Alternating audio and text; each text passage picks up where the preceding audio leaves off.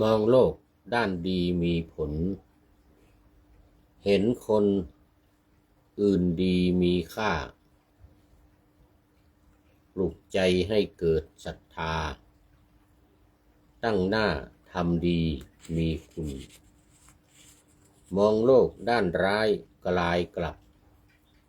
ใจรับแต่เรื่องเคืองคุณเหนื่อยนายเลิกร้างทางบุญ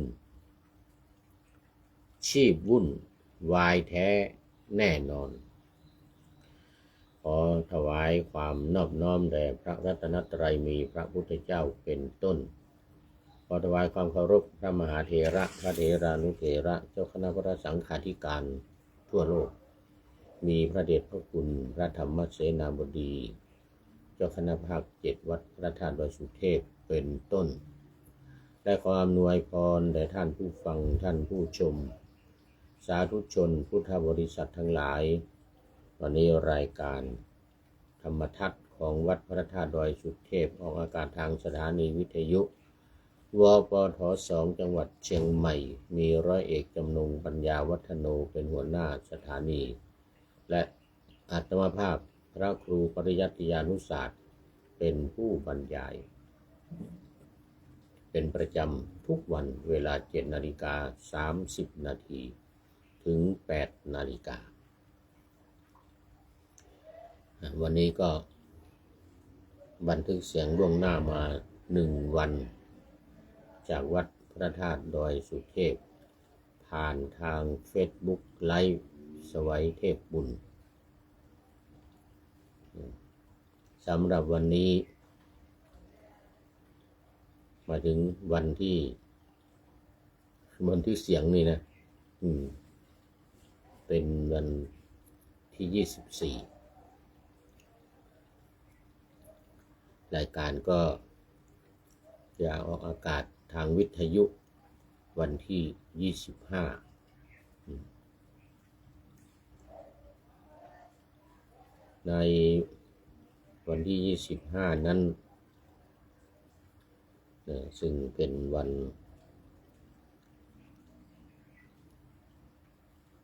ขึ้นวันเดือนขึ้น9 ค่ำแต่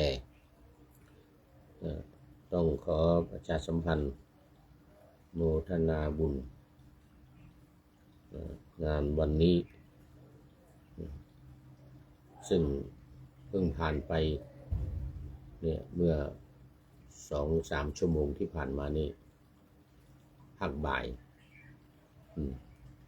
คือมีการสวดพุทธมนต์ธรรมนิยามสูตรถวายเป็นทักษิณาแด่สมเด็จพระราชินีพันปีหลวงสมเด็จพระนางเจ้าสิริกิติ์พระบรมราชินีนาถซึ่งได้เสด็จสู่สวรรคาลัยไปเมื่อปีที่แล้ววันที่24 ตุลาคมปีที่แล้วก็มีการบำเพ็ญบุญ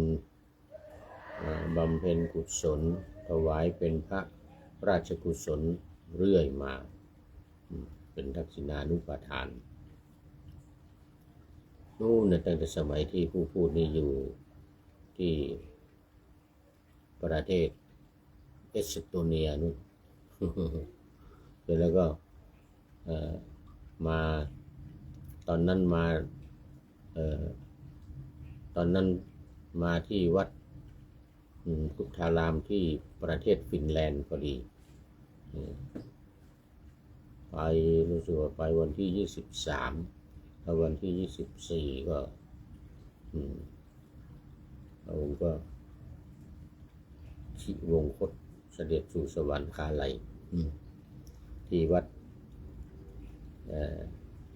พุทธารามฟินแลนด์ก็มีการจัดพิธีเหมือนเดียวกันนี่แหละมันเริ่มแรกตอนนั้นยังอยู่ในช่วง7 วัน เรียกว่าสัตตมวานโอ้ตอนนี้ขอต้อนรับท่านนายพลนเรศจิตรักมาแล้วมาแล้ว ตอนเช้าตอนเช้ามาเป็นพิธีกรอยู่ที่วัดพระธาตุดอยสุเทพแล้วก็ตามมาด้วย FC ตัวจริงสุริยันคำปาสันตจิตโตกราบนมัสการครับพระอาจารย์นะท่านนายพลบอกว่ากราบนมัสการหลวงพ่อครับเมื่อเช้ากับผมขึ้นไปเป็นพิธีกรถูกต้องเป็นพิธีกรเป็นพิธีกรบนวัดพระธาตุดอยสุเทพครับถูกต้อง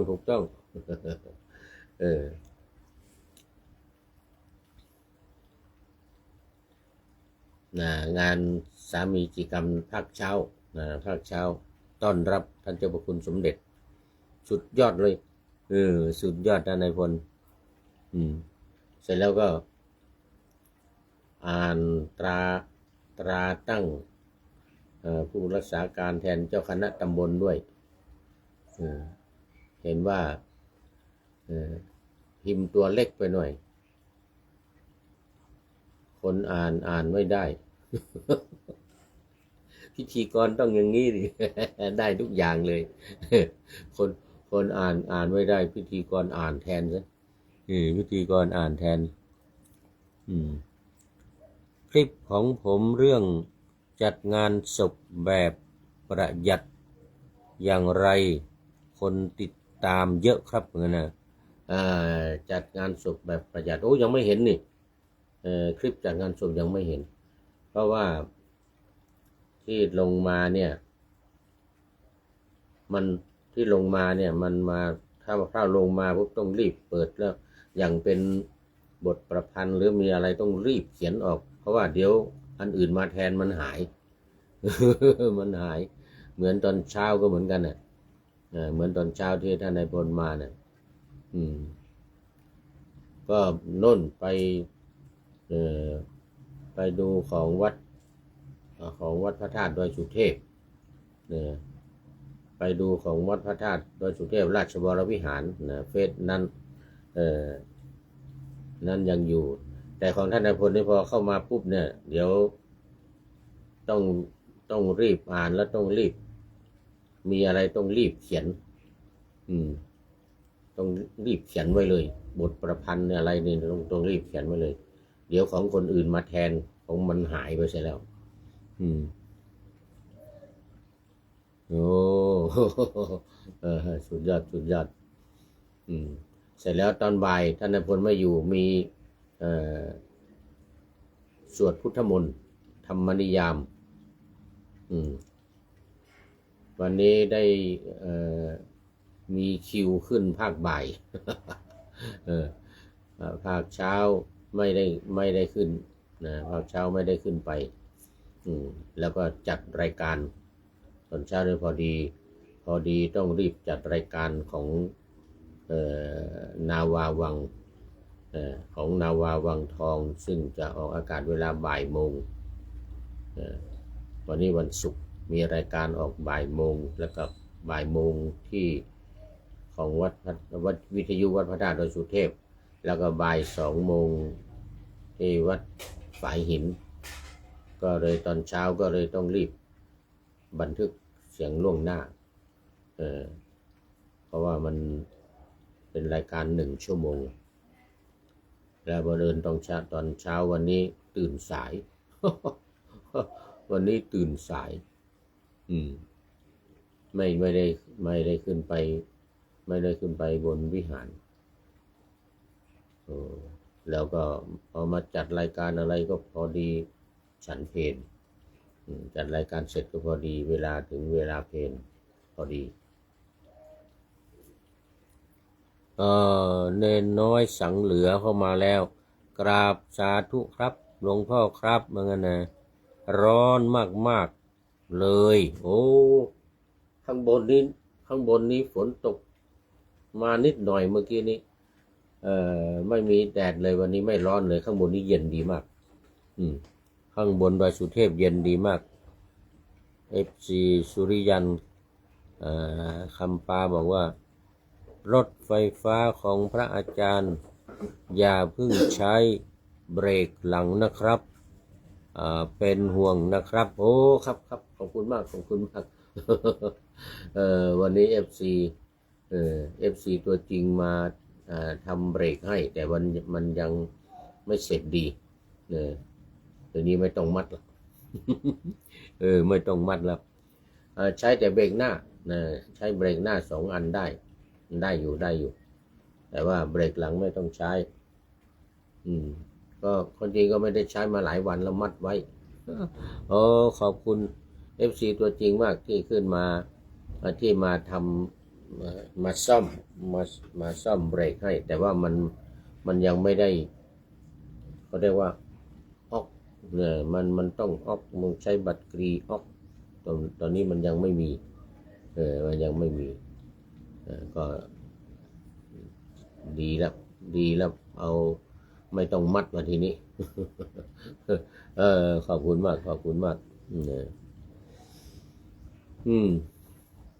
ก็มี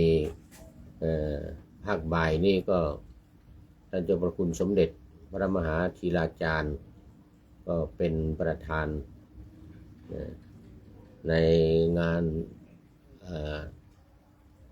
อะไรที่ว่าเมื่อกี้เนี่ยทักษิณาถวายเป็นพระราชกุศลถวายเป็นพระราชกุศลแล้วก็ท่านผู้ว่าราชการจังหวัดเชียงใหม่ก็มาเป็นประธานฝ่ายฆราวาสตอนนี้คุณโยมจันเพ็ญ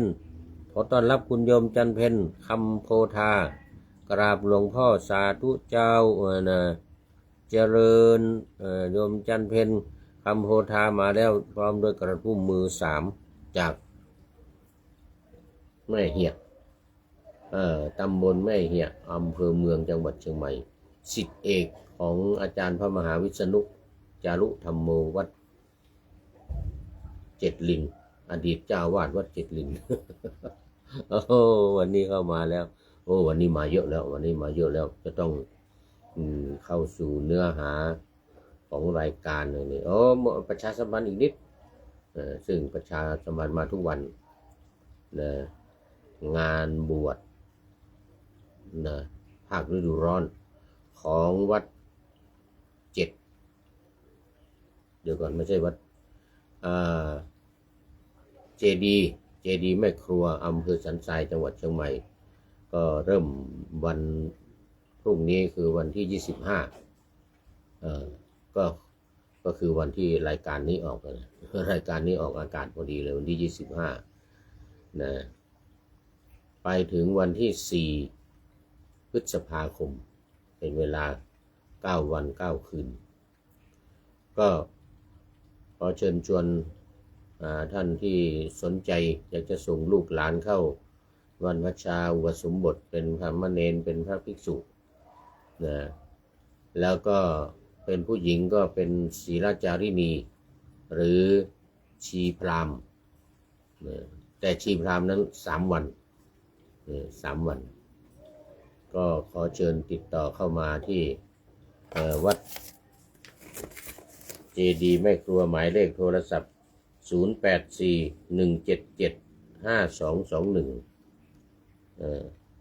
0841775221สำหรับท่านที่จะร่วมทำบุญอนุโมทนากับโครงการก็ขอเชิญโอนเข้ามาในบัญชีธนาคารกรุงไทยชื่อบัญชีศูนย์ศึกษาพระพุทธศาสนาวัดเจดีย์แม่ครัวหมายเลขบัญชี3750182272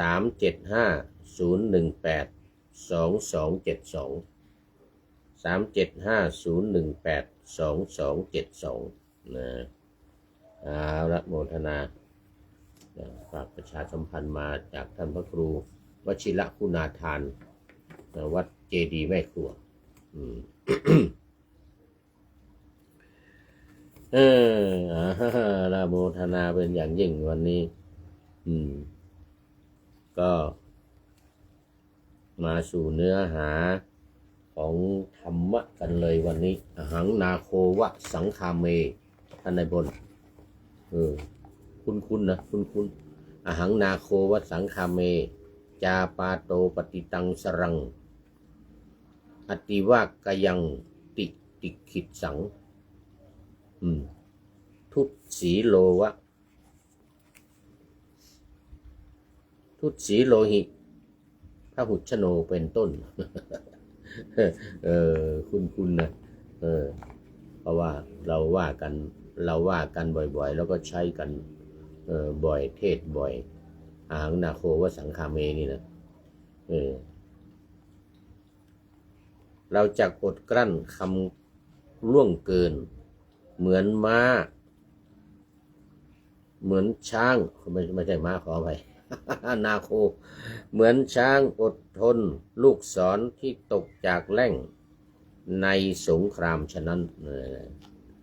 ที่เราแปลกันว่าโอ้เหมือนช้างที่ลงสู่สงครามเนี่ยต้องอดทนกับลูกศรที่มาจากแล่งต่างๆแล่งคือหน้าไม้นะหน้าไม้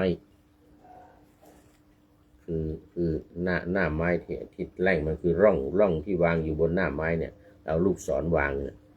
ดึงมาใช่ไหมดึงมาแล้วก็ปล่อยไป อันนี้เขาเรียกว่าหน้าไม้นี่เขาเรียกว่าแล่งต่างๆที่เป็นแล่งของหน้าไม้หรือบางทีคันสอนนี่ไม่มีหน้าไม้ก็มีนะมีแต่คันสอนมีแต่คันมันเสร็จแล้วก็ต้องเอามือแนบอย่างนี้เอามือแนบอย่างนี้แล้วก็ลูกศรวางจับไว้ให้แน่นเอามือแนบลูกศรวางที่มือนี่น้าวสายมาก็ปล่อยไป อันนี้ก็ช้างที่ลงสู่สงครามเนี่ยก็ต้องอดทนลูกศรมาจากทิศต่างๆจากแหล่งต่างๆเหมือนเราที่ต้องอดทนเหมือนช้างไม่ใช่เหมือนเรานี่ต้องมีความอดทนต่อความคำด่าคำบริพาทอะไรต่างๆที่มาจากคนที่ไม่ค่อยชอบกันที่คนมาด่าเนี่ยนะมาด่ามาว่ามาบริพาทนี่นะเพราะชนเป็นอันมากเป็นผู้ทุศีลคนที่ไม่มีศีลนี่วาจาก็ไม่อยู่เป็นสุขชอบด่าคนนั้นบริพาทคนนี้ชนทั้งหลายย่อมนำสัตว์พาหนะที่ฝึกแล้วไปสู่ที่ประชุมพระราชาย่อมทรงสัตว์พาหนะที่ฝึกแล้วบุคคลผู้อดกลั้นคำล่วงเกินได้ฝึกแล้วเป็นผู้ประเสริฐในมนุษย์ทั้งหลายม้าอัสดรหนึ่งม้าสินทบผู้อาชาในหนึ่งช้างใหญ่ชนิดกุญชรหนึ่งที่ฝึกแล้วย่อมเป็นสัตว์ประเสริฐแต่บุคคลที่มีตนฝึกแล้วย่อมประเสริฐกว่าอันนี้ก็คุ้นๆนะ ทันโตเศรษโธมนุษย์เสสุในบรรดามนุษย์ทั้งหลายเนี่ยบุคคลที่ฝึกแล้วประเสริฐกว่า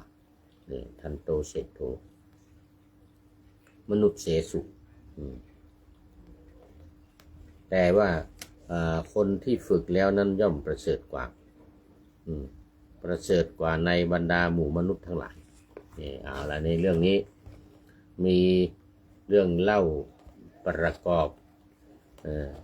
ที่มาจากพระไตรปิฎกเล่มที่25อุทธกนิกายอัตถกถาธรรมเราเรียกกันว่าธรรมปทัฏฐกถานี่แหละในเรื่องที่เรียกว่าธรรมปทัฏฐกถาที่ถ้าหลวงพ่อพุทธโฆษาจารย์เป็นผู้เรียบเรียงนำเอา เรื่องราวต่างๆที่พระพุทธเจ้าตรัสไว้ที่โน่นที่นี่ในชาดกบ้างในอดีตชาติโน้นชาตินี้แล้วมารวบรวมมาแล้วก็เอามาเรียบเรียงเป็นเรื่องเป็นราวอยู่ในนี้แล้วก็มีพุทธภาษิตเป็นหลักกำกับไว้เหมือนกับเรื่องนี้สมัยที่พระศาสดาประทับอยู่ในกรุงโกสัมพีเห็นไหมเมืองในกรุงโกสัมพีเนี่ยเป็นนครหลวงแห่งแคว้นวังสักนะกรุงโกสัมพีเนี่ยเป็นนครหลวงแห่งแคว้นวังสัก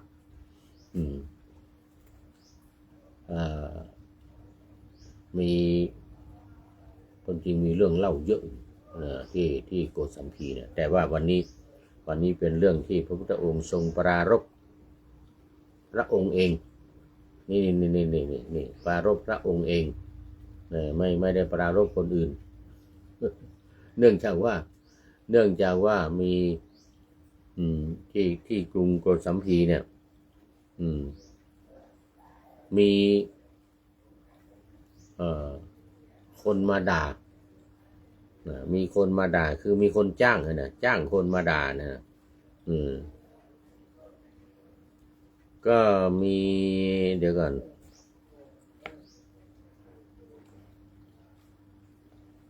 นางมาคันธิยาไม่อาจทำอะไรแก่หญิง500มีพระนางสามาวดีเป็นประมุขเหล่านั้นได้จึงทรงดำริว่าเราจะทำกิจที่ควรทำแก่สมณโคดมให้ได้จะทำแก่สมณโคดมสวัสดีปีใหม่ไปไหนมาเนี่ยมาส่งของจะฮัลโหลพี่ส่งของผมไม่ถูกทูมันนี่วันเลยนะหนูนามาแล้วนี่ก็จ้างคนคราวนี้พอจะแก้แค้นทำนางสามาวดีไม่ได้สวัสดีไม่ได้มานานเลยไม่ได้มานานแล้วโอ้แล้วปีไหนไปเที่ยวไหนบ้างไปยังไม่อยู่เลยสร้างอยู่แบบนี้นะไม่ได้มานานว่าเกือบปีแล้วนะโอ้ไม่ได้มาเป็นปีเหรออ๋อสาธุไม่ได้ขึ้นมาที่ประมาณปีนึงแล้วโอ้เป็นปีเกือบปีแล้วอยู่ที่นี่อยู่แต่ไม่ได้มาแต่มันไม่ได้มาแถวนี้แต่อยู่ข้างล่างที่ขายของเนี่ยอยู่ข้างล่างแล้วจะขึ้นไปอันนี้หลวงพ่อก็เพิ่งกลับมาจากต่างประเทศต่างประเทศเหรอใช่ไปต่างประเทศกลับมาก็เลยไม่ค่อยได้เห็นกันแต่แล้วนะได้เข้าใจเจริญพร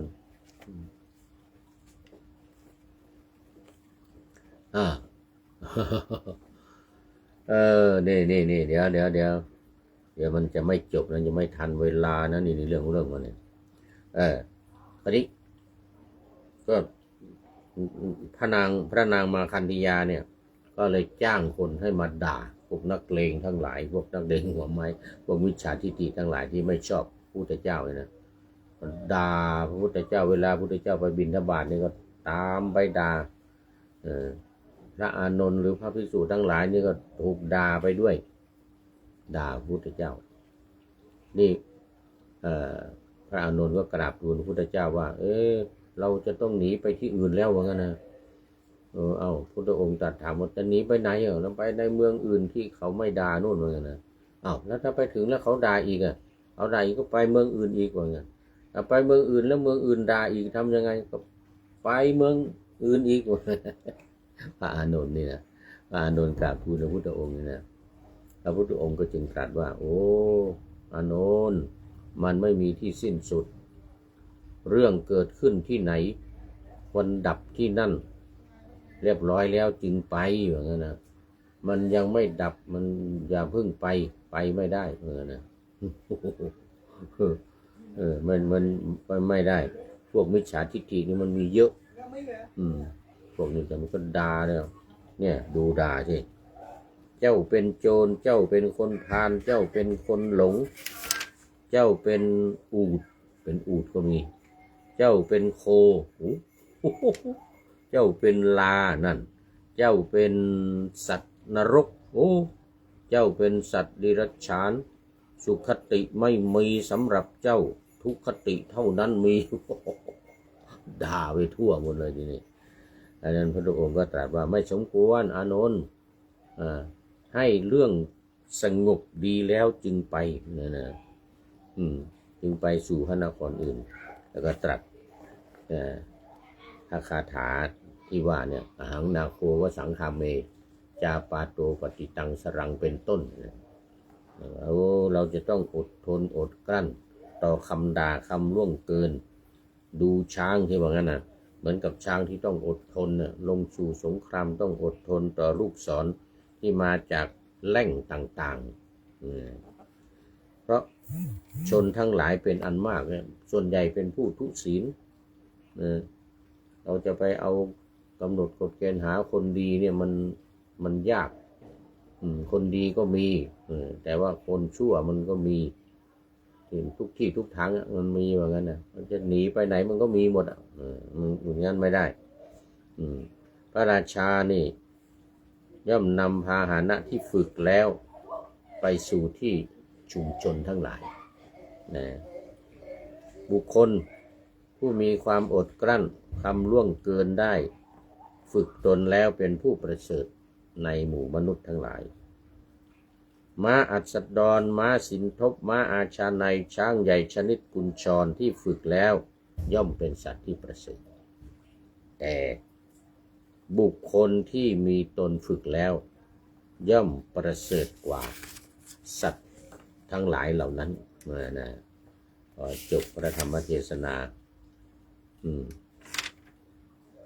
มหาชนทั้งหมดนั้นก็ผู้รับสินจ้างแล้วผู้ที่รับสินจ้างแล้วก็ยืนด่าอยู่ในที่ทั้งหลายมีถนนหนทางแยกเป็นต้นที่มายืนด่าทั้งหลายเนี่ยบรรลุโสดาปัตติผลแล้วพวกด่านี่ก็มาบรรลุโสดาปัตติผลเหมือนกันแต่มันถูกจ้างมาเนี่ยถูกจ้างมาผู้รับสินจ้างนี่นะแล้วยืนด่าในที่ทั้งหลายนี่ก็บรรลุโสดาปัตติผลดีเหมือนกันนะด่าแต่พระพุทธเจ้าแสดงธรรมได้บรรลุโสดาปัตติผลเรื่องนี้ก็จบพอดีเอาละเป็นอุทาหรณ์ที่ดีวันนี้ก็มีข้อคิดจากท่านนายพลนเรศจิตรักของเรานี่แหละ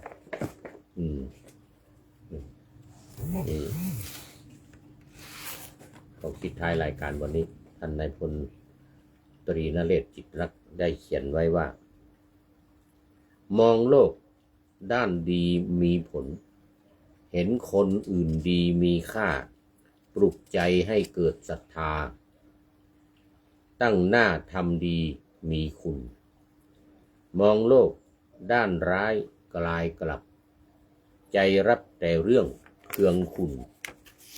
เหนื่อยนายเลิกร้างทางบุญชีพบุญวายแท้แน่นอนเอาละวันนี้ก็หมดเวลาพอดีขอต้อนรับไม่ได้ทันได้ดูพระเดชพระคุณหลวงพ่อสุทธิสงึมรำจากจังหวัดบุรีรัมย์เป็นท่านสุดท้ายในรายการในวันนี้วันนี้เลยกำลังเห็นเข้ามาก็หมดเวลาพอดีนี่เป็นท่านสุดท้ายเลย FC ตัวจริงมาด้วยหัวใจใสๆสีชมพูวันเกิดของผู้พูด ขอบคุณพระเดชพระคุณหลวงพ่อเป็นอย่างยิ่งนะขอนำรายการธรรมะทัดไปก่อนแล้วจะย้อนมาใหม่ในวันหลังเพื่อให้ท่านทั้งหลายได้รับฟังพระธรรมเทศนังเหมือนดังเดิมเป็นธรรมะในพระไตรปิฎก3ธรรมบทอันงดงามบรรยายเสริมอธิบายใจความเหมาะมาต่อเติมยกนิทานดั้งเดิมเสริมบทธรรมขอทุกท่านสุขกายสบายใจ ปรารถนาสิ่งใดอันเลิศล้ำจงเพิ่มพูนตามบุญงามและตามกรรมที่ได้บำเพ็ญไว้ทุกประการขอเจริญพร